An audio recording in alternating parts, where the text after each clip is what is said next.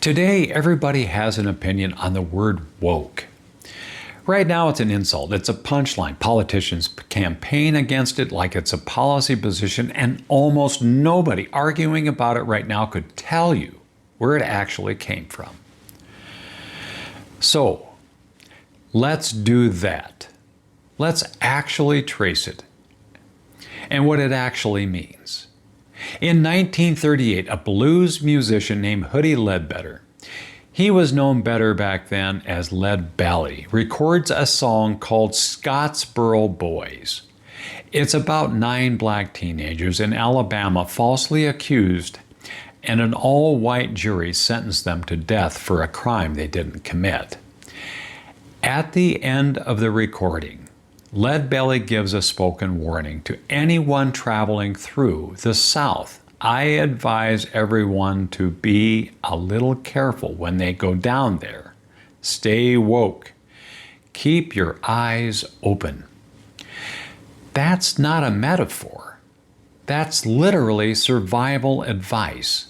Stay awake, because if you're not paying attention down there, they will kill you and call it justice. The phrase lives inside black communities for decades after that. Marcus Garvey's speeches, mid-century political writing, quietly passed down as essentially folk wisdom about a country that was never going to warn you itself. Then in 2008, Erykah Badu puts it back into the culture with Master Teacher, and it becomes shorthand again. This time for Black Lives Matter. For a generation being told once more, pay attention. They're not going to tell you. So woke never meant sensitive. It never meant easily offended. For the first 80 years of its life, it meant one specific thing. Stay alert, because the danger is real and the system will insist otherwise. Now, 2 years before Badu's song blew back up, a legal scholar named Michelle Alexander, in researching what turns into be one of the most important books of the century, The New Jim Crow, and her subtitle tells you exactly what she found. Mass incarceration in the age of colorblindness. Her argument, and I want to get this exactly right because it's more precise than people give it credit for. She's not saying colorblindness is racist because people secretly mean something ugly by it. She's saying something much colder than that. She's saying seeing race was never actually the problem. Refusing to care about the people you see, that's the problem. Colorblindness lets a country build a system that produces wildly unequal outcomes by race, while officially on paper insisting it never even looked. That's the mechanism. Not hoods and slurs, a polite official refusal to notice, which if you can't notice something, you can't be held accountable for fixing it. Put those two things next to each other. Lead Belly's 1938, stay awake, or the system will get you, and call it fair. Alexander's 2010, the system stays fair on paper precisely because everyone agreed to stop looking.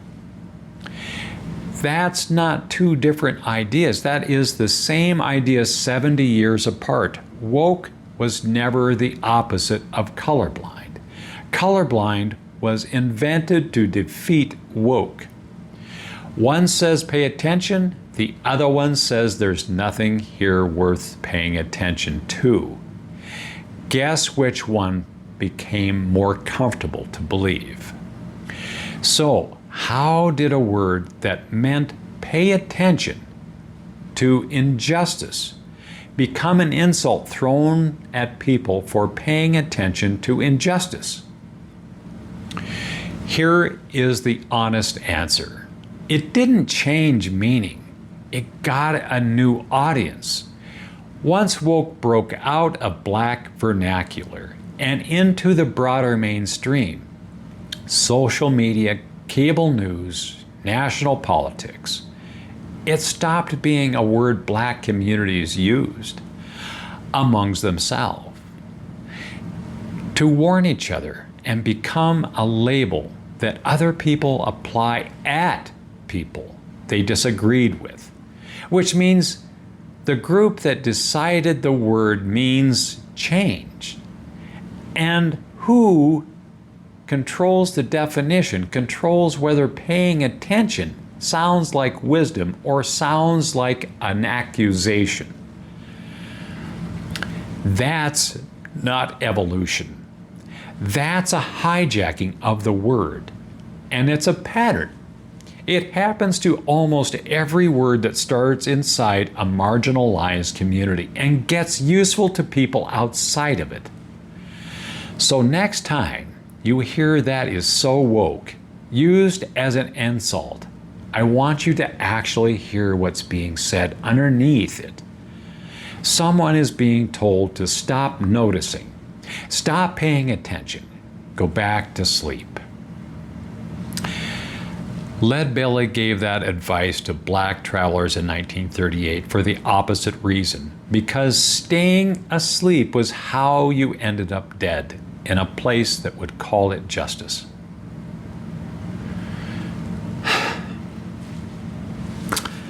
That's straight talk. Thanks.